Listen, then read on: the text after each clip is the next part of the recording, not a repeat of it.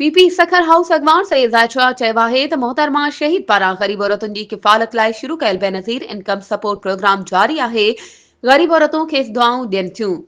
मोहतरमा शहीद बेनज़ीर भुट्टो पंहिंजे हुकूमती दौर में ग़रीब मर्दनि औरतुनि ऐं बेरोज़गार नौजवाननि जे रोज़गार लाइ केतिरा ई मनसूबा शुरू कराया हुआ, पर संदसि शहादत खां पोइ मुख़ालिफ़नि इन्हनि अवामी भलाई वारनि मनसूबनि खे त बंदि करे छॾियो, पर बेनज़ीर इनकम सपोर्ट प्रोग्राम खे बंदि करण जी खेनि जुरत न थी।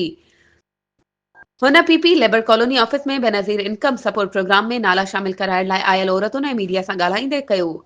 ज़ाहिद शाह बुखारी वधीक चयो त बेनज़ीर इनकम सपोर्ट चेयरपर्सन मोहतरमा रुबीना ख़ालिद जी अणथक महिनतुनि ऐं कोशिशुनि सबबि बस प्रोग्राम में सुधारा थिया आहिनि। सिंध हुकूमत ग़रीब मज़दूरनि लाइ बि मज़दूर हारी कार्ड जारी कया आहिनि, जंहिंसां पोरियत ऐं हारी मुस्तफ़ीद थी रहिया आहिनि। जॾहिं त बेनज़ीर किफ़ालत प्रोग्राम में वधीक ग़रीब ऐं बेवा औरतुनि खे शामिल कयो वेंदो।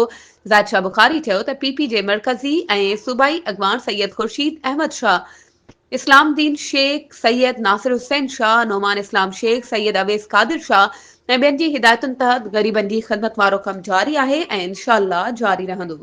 वधीक ख़बरुनि ऐं अपडेट्स जे लाइ असांजे चैनल खे सब्सक्राइब कयो ऐं हा, बेल आइकन खे प्रेस करणु न विसारिजो त जीअं असांजी हर नई अचण वारी वीडियो तव्हां ताईं पहुचे।